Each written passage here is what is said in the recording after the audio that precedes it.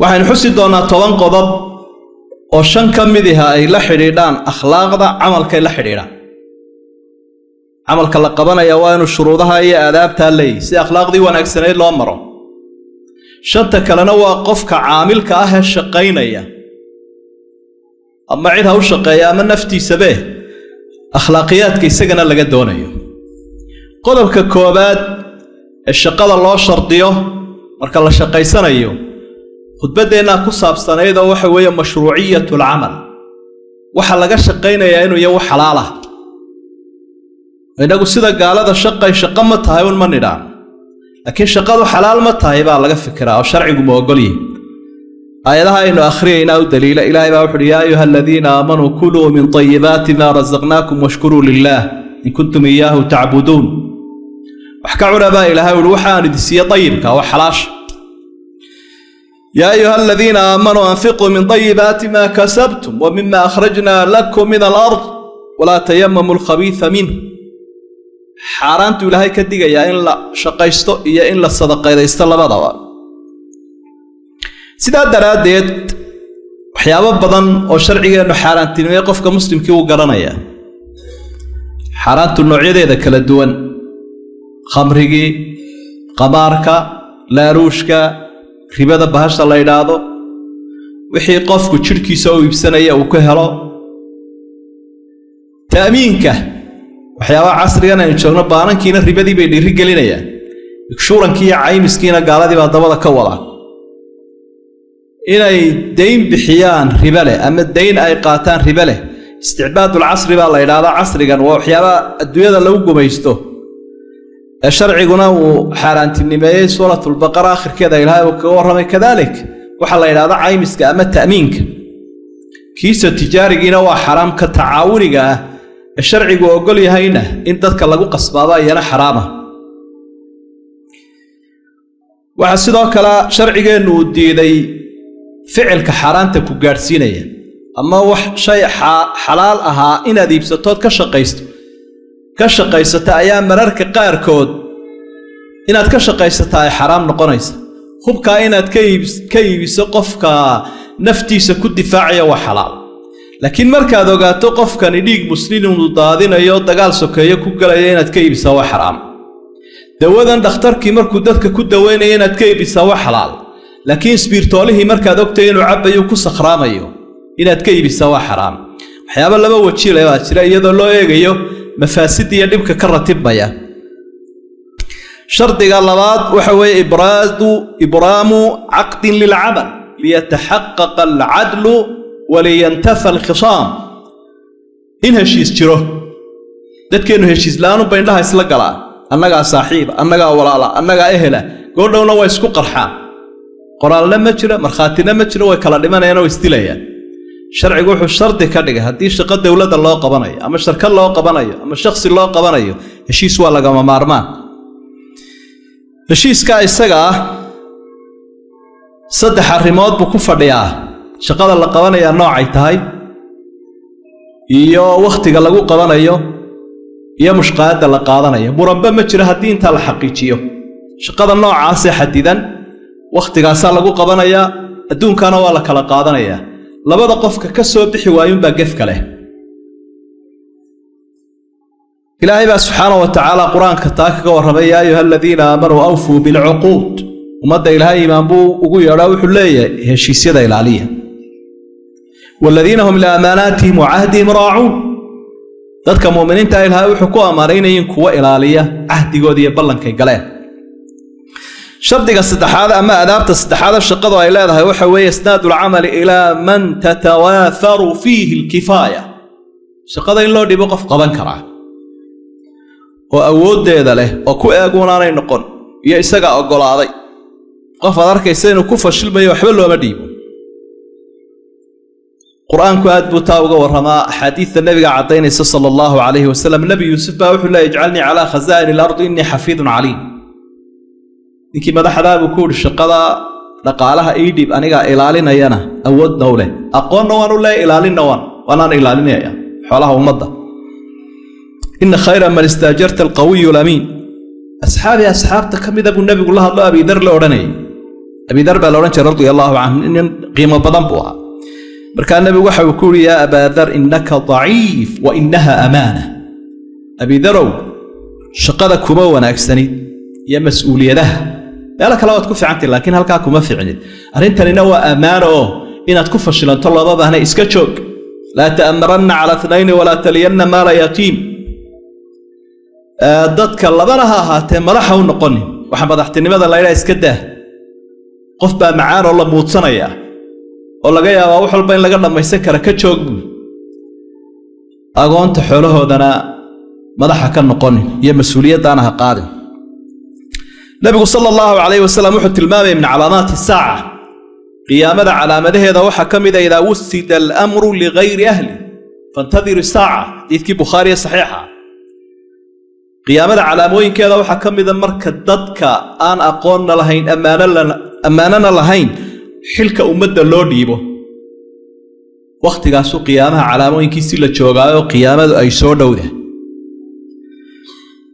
waxaas afraad oo akhlaaqda amalka kamid ah at-taklifu bil mustataa'i min al-a'mal qofka shaqaynaya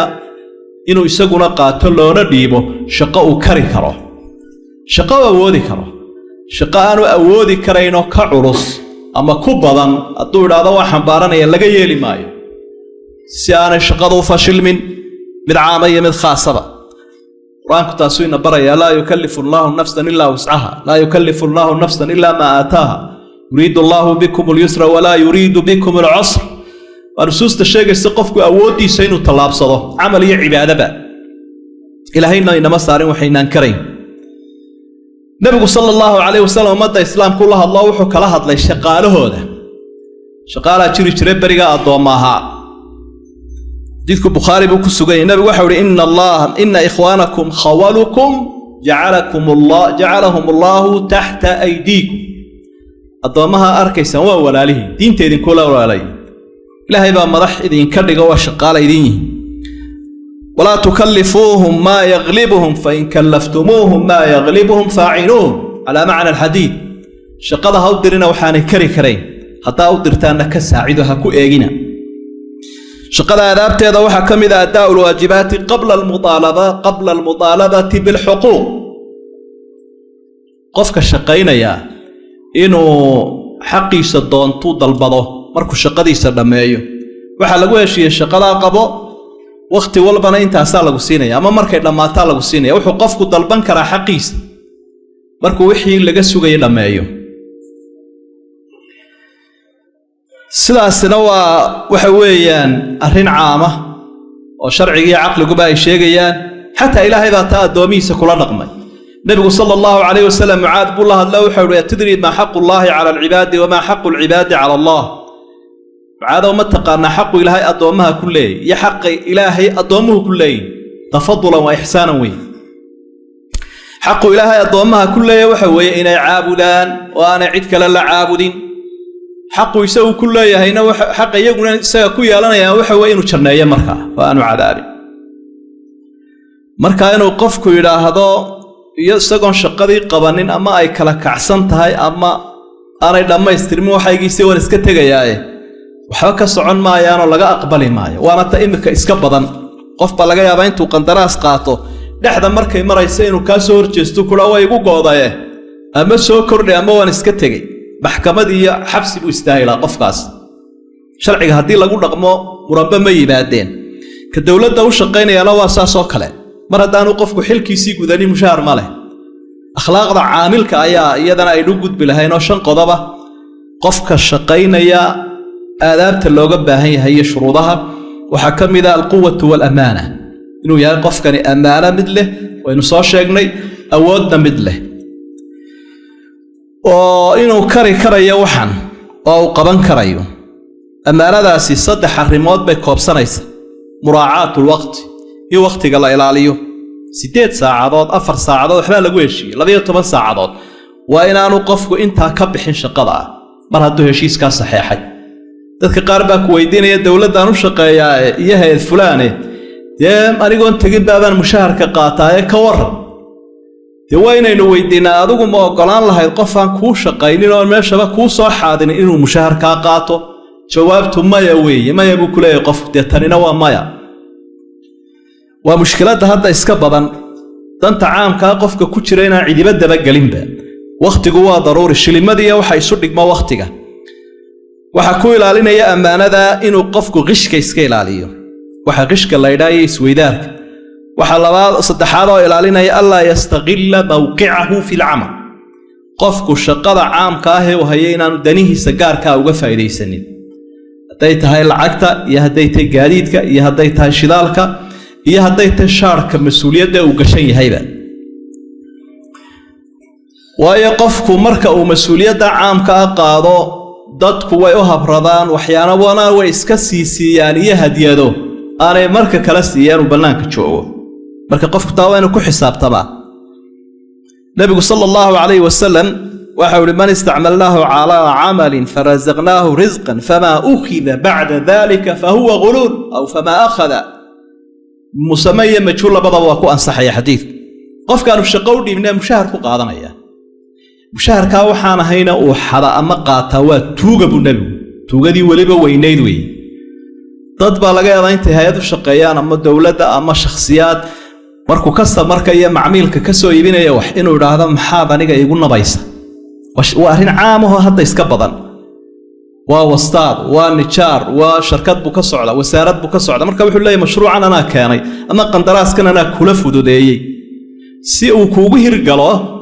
maxaad aniga ii saaraysaa ilaa intaas faa'iidadu ay tahay waa xaraan loo geeyo xaraan kana inuu ku saacido kaga qaato ma aha kana inuu saa ku ceeshaa waxa weeye caruurtiisu buu soo waraabinaya waa arinta hadda badan weey wuxuu kula intaas aad igu qabtaad iga faa'iidaaye oo aan kuu keenaa mar walba mashaariic ah maxaad ii ogoshay hadaan waxba ogolayn hebel baa ogol qofkiina hunguri baa haya taas lagu wada halaagsamay waxa aad u cajiiba qisadii Bukhari ku sugnayd ibn Lutbiya saxaabigii la oranay xalu nabigu soo ururi markuu soo ururiyo keenun buu hada lakum wa hada li intan aniga ale intan waa intii ummadda aad ii dirtay intan ana la ii soo hadiyay aad buu nabigu xanaaqay isqancinta ninkaas uu isqanciyo waa asxaabi buu oran waa asxaabta isaga oo aamusay oo iska dhaafay minbarkan uu fuulay nabigu aad buu radiyay magaciisa ma soo qaadin laakiin wuxuu maxay ku dhacaysaa qof aanu shaqo u dirna intuu wax soo ururiyo yiraahdo labadaas ay meesha u qaybsantay intana ummadda la intana ana leh bal muu gurigii hooyadii iyo aabihii fariista buu nabigu oo eegay wax loo soo hadiyay kale luqad adag buu kula hadlay nabigu calayhi salaatu wasalaam marka dadka mas'uuliyiinta arrimaha ka fogaada dadka sidaa kula ceeshayo ka daaya mujtamaca waanu ka dhiidhiyaa waxaan la diidaa oo noqdo runtii xaraanimadiisu mid ay muuqato waxa akhlaaqda kamida qofka caamilka shaqeynaya itqaanul amal shaqada inuu qurxiyo wax waliba xaragay u baahan yihiin rasuulku wuxuu sallallahu alayhi wasallam inna allaha kataba al-ihsana ala kulli shay ilaahay wanaagu shay walba ku qoru ku qadaray marka wax walba waa inuu qofku wanaajiyaa uu qabanayo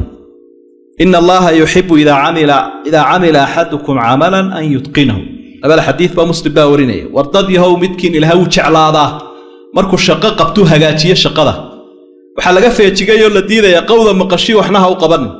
tii ay dadku oran jireen shaqo xaasidka